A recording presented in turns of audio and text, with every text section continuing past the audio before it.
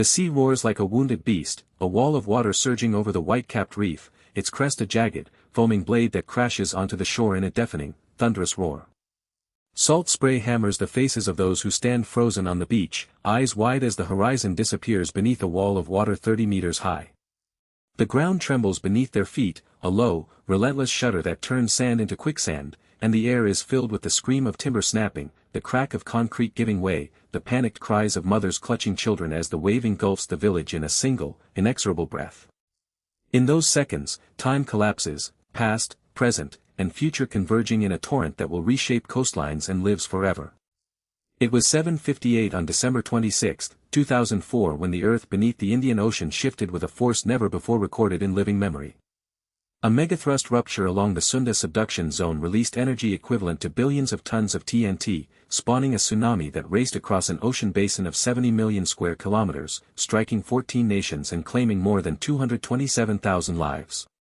The wave's fury was not confined to the distant shores of Sumatra, it surged across Sri Lanka, India, Thailand, the Maldives and beyond, exposing the fragility of coastal societies built on the edge of a restless planet. Why does this story matter now, more than 2 decades later? It reshaped global disaster response, prompting the birth of the first Indian Ocean tsunami warning system and a renewed focus on coastal resilience. It revealed how interconnected our world truly is. A tremor beneath a remote island could unleash devastation on the other side of the globe within minutes. The memory of that towering wall of water remains a stark reminder that the planet's tectonic plates are ever moving, and that vigilance, science, and compassion are our only defenses against the next great wave. In the early months of 2004, the Indian Ocean rim was a tapestry of contrasts. In Indonesia, the sprawling archipelago was still finding its footing after the Asian financial crisis of the late 1990s. President Susilo Bambang Yudhoyono, elected only months earlier, promised stability, yet the northern province of Aceh remained a scarred frontier. Decades of insurgency between the Free Aceh movement and Jakarta's military left villages punctuated by checkpoints, and the local economy clung to fishing, modest agriculture, and a nascent tourism sector that whispered of brighter days. Across the Bay of Bengal, Sri Lanka, under President Chandrika Kumartunga, balanced a fragile peace after a brutal civil war that had raged for over a decade. The coastal towns of the south and east, Gal, Madura, and the fishing hamlets of Trincomalee, still bore the imprint of conflict, but daily life pulsed to the rhythm of sunrise over the Indian Ocean, men mending nets, women preparing rice and coconut milk, children chasing one another along palm-fringed beaches. In India, the southern state of Tamil Nadu thrived under the leadership of Chief Minister Jayalalitha. Its bustling ports of Chennai and Nagapattinam were arteries of trade, while the hinterland's paddy fields swayed under monsoon rains. The region's dense population lived in a mosaic of concrete apartments and modest shanties, their livelihoods tied to the sea's bounty and the monsoon's mercy. Further west, Thailand's Andaman coast, Krabi, Phuket, and the remote village of Khao Lak, was riding a wave of rapid development. Resorts sprouted along limestone cliffs, catering to an influx of tourists drawn to turquoise waters and vibrant coral reefs. Yet beyond the glittering hotels, fishing families continued age-old practices, casting nets from wooden boats at dawn. In the background, the great tectonic plates that underpinned these societies shifted imperceptibly. The Indian plate, driven northward by mantle convection, pressed beneath the Burma plate, accumulating strain along a fault that stretched for over 1,000 kilometers. Scientists at the Indian Institute of Geophysics and the Indonesian Center for Volcanology and Geological Hazard Mitigation monitored subtle tremors, but the scale of the impending rupture lay beyond the reach of the instruments of the day. Across the globe, the world's economies were humming. The United States was in the midst of a post-9/11 geopolitical realignment, Europe grappled with expansion of the European Union, China's rise was accelerating. Yet for the millions who called the Indian Ocean's rim home, life was measured in tides, harvests, and the unspoken hope that the sea would remain a giver, not a taker. In the months before the disaster, a handful of scientists and bureaucrats quietly mapped the Indian Ocean's hidden danger, yet their warnings were lost amid competing priorities. In 1998, Dr. Katsuyuki Satake of the University of Tokyo published a seminal paper on the region's megathrust potential, urging the establishment of a basin-wide warning network. The same year, the International Tsunami Warning System, born from the 1992 Nicaragua quake, was extended to the Pacific, but the Indian Ocean remained an afterthought, its vast coastline scattered across 10 sovereign nations. In 2000, the United Nations Development Programme commissioned Dr. Shinichiro Hamaguchi to conduct a feasibility study for a regional center. Hamaguchi's report, presented to the Indian Ocean Rim Association in Kuala Lumpur in March 2001, recommended a joint operations hub in Mauritius, equipped with satellite-linked sea-level gauges and real-time seismic stations. The proposal stalled when Indonesia's Ministry of Public Works, led by Minister Hatta Rajasa, diverted funds to the country's burgeoning oil refinery program, deeming tsunami preparedness a low-probability expense.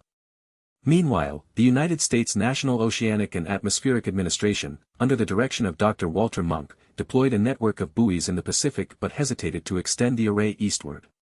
In a 2002 briefing to the U.S. Congress, Munk warned that the lack of a coordinated Indian Ocean system creates a blind spot for a region home to over a quarter of the world's population. The request for additional funding was rejected, the budget earmarked instead for Hurricane Katrina preparedness on the Gulf Coast. In early 2004, a coalition of NGOs, led by the International Tsunami Center in Honolulu, pressed the United Nations for a rapid response plan. Their appeal was met with bureaucratic delay. The UN Office for the Coordination of Humanitarian Affairs scheduled a meeting for November 2005, a full year after the eventual catastrophe. Compounding these institutional oversights, local authorities in Aceh and coastal Sri Lanka dismissed low-level tremors as routine earthquake swarms, a misinterpretation reinforced by a 2003 Indonesian seismological bulletin that downplayed any tsunami risk. By the time the fault finally ruptured on December 26, the chain of missed meetings, redirected budgets, and underestimated hazards had left the Indian Ocean without a single siren to sound the warning. The morning of December 26 began like any other in the fishing villages of Aceh. At 07:58 UTC+7 the seafloor shifted beneath the Indian plate, releasing a rupture that stretched more than 300 kilometers along the Sunda megathrust. In the first 100 seconds the fault slipped a full 15 meters, a displacement comparable to a 5-story building collapsing into the ocean. Seismic stations recorded a magnitude that would later be refined to MW 9.2, a force that, over the course of the next 2 minutes, liberated roughly 2.5 times 10 superscript 2 joules, equivalent to 400,000 Hiroshima bombs. In the immediate aftermath, the tremor was felt as a violent jolt across northern Sumatra, the Andaman Islands and the southern coast of Thailand. Buildings cracked, walls fell, and a thin plume of foam rose from the sea. Yet the quake left no immediate visual cue of the disaster to come. The water receded, then rose again, but the warning signs were too subtle for the coastal communities that had never experienced a tsunami of this scale. The first turning point arrived not in the ocean, but in the corridors of regional disaster management. Earlier in 2003, a series of low-magnitude tremors had been dismissed as routine swarms. A briefing in Jakarta, attended by senior officials from Indonesia, India, Sri Lanka and Thailand, concluded that the Indian Ocean lacked the infrastructure, no sirens, no tsunami warning buoys, to issue a rapid alert. Budget allocations were redirected to flood control projects, and the proposed deployment of a network of deep-sea pressure sensors was postponed indefinitely. When the rupture finally completed its northwestward march, the displaced water surged outward at speeds up to 800 km per hour. Within 20 minutes the first wave, estimated at 10 meters high, slammed the coast of Aceh, sweeping away entire villages and claiming more than 100,000 lives. The wave traveled across the open ocean, losing little energy, and reached the western coast of Sri Lanka after 90 minutes, where a 30-meter wall of water rose from the sea, inundating the capital, Colombo, and the historic town of Galle. In India, the state of Tamil Nadu saw waves cresting at 12 meters, killing over 8,000 people along a 200-kilometer stretch of shoreline.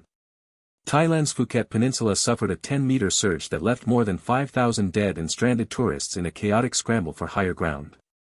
A second, pivotal moment unfolded as the first wave receded. In many locations the sea withdrew dramatically, exposing the seafloor for several minutes. This deceptive lull was misinterpreted by survivors as a sign that the danger had passed, prompting some to return to the water to retrieve belongings.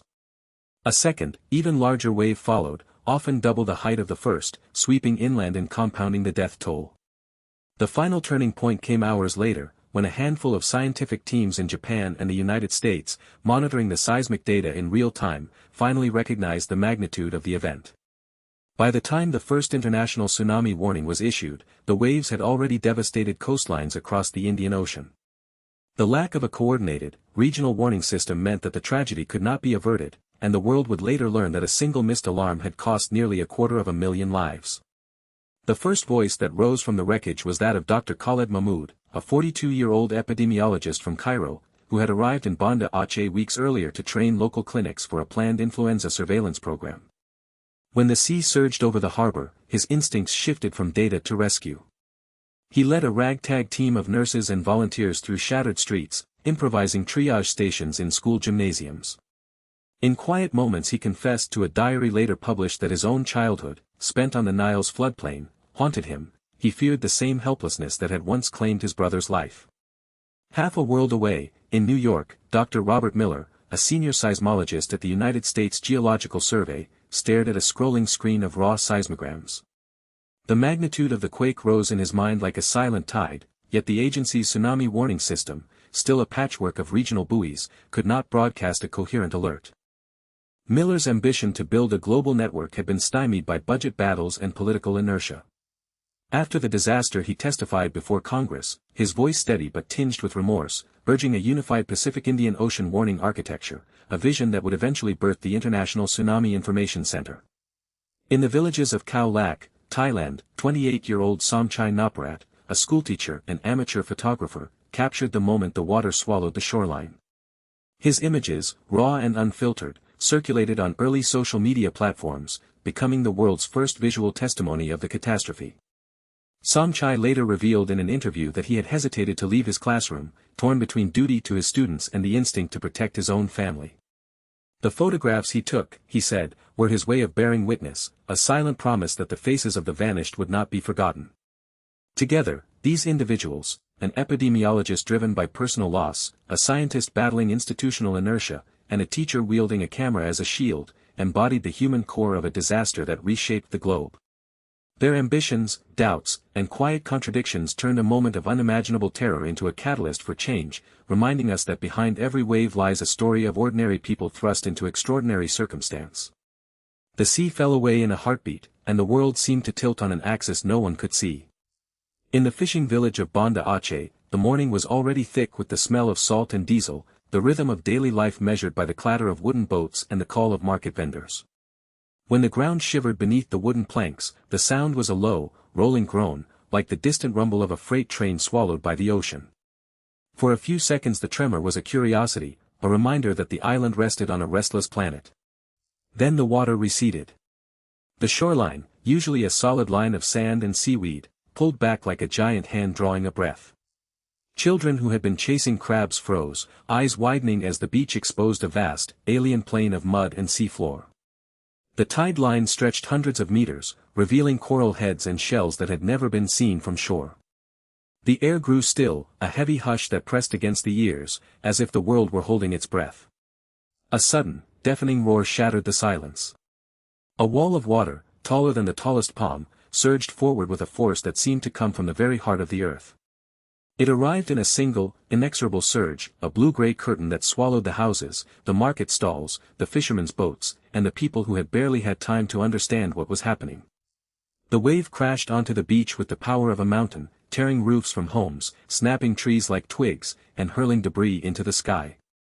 In that instant, time stretched, every heartbeat, every gasp, every scream was magnified, echoing against the roar of the water. For those standing on the edge, the water felt like a living thing, cold, relentless, indifferent. It lifted them, hurled them, and then, as suddenly as it had arrived, it withdrew, leaving a shattered landscape of twisted steel, splintered wood, and a silence that was louder than any sound. In those seconds, the world changed forever, not in a distant laboratory or a news report, but in the raw, visceral experience of a wave that turned a morning into a nightmare. In the hours after the water receded, the scale of loss became visible in a landscape strewn with mangrove trunks, overturned fishing boats, and entire villages reduced to ash-gray debris. In Banda Aceh, where the tide had risen to more than 20 meters, the city's hospital collapsed under its own roof, leaving only a handful of doctors to tend to thousands of injured with makeshift bandages and boiled water. In Sri Lanka's coastal town of Gao, a single school building, once a place of learning, stood as a hollowed-out shell, its roof ripped away, its classrooms filled with children clutching broken toys and the memory of a sea that had swallowed their homes. The immediate humanitarian response unfolded across continents. Within 24 hours, the United Nations launched its largest ever coordinated relief effort, deploying over 34 aircraft and 24 ships to the hardest-hit zones. In Indonesia, the Indonesian Red Cross set up temporary shelters on the roofs of surviving structures, while volunteers from across the globe, doctors from Kenya, engineers from Germany, teachers from Canada, converged on the disaster zone, forming an ad hoc network that would become the blueprint for future large-scale emergencies. Beyond the initial weeks, the tsunami reshaped economies and policies. In Thailand's Phang Nga province, the tourism industry, once a cornerstone of local livelihoods, vanished overnight. The government responded with a 10-year redevelopment plan that rebuilt resorts on higher ground and introduced stringent coastal zoning laws. In India's Tamil Nadu, the loss of over 200,000 hectares of rice paddies prompted the state to adopt flood-resilient crop varieties and to invest in early warning satellite systems that now broadcast alerts to every village phone. The disaster also sparked a seismic shift in scientific collaboration. The failure of existing tsunami warning systems, absent in the Indian Ocean at the time, led to the creation of the Indian Ocean Tsunami Warning and Mitigation System, a network of 25 seismic stations and 14 deep ocean buoys that now monitors the basin in real time.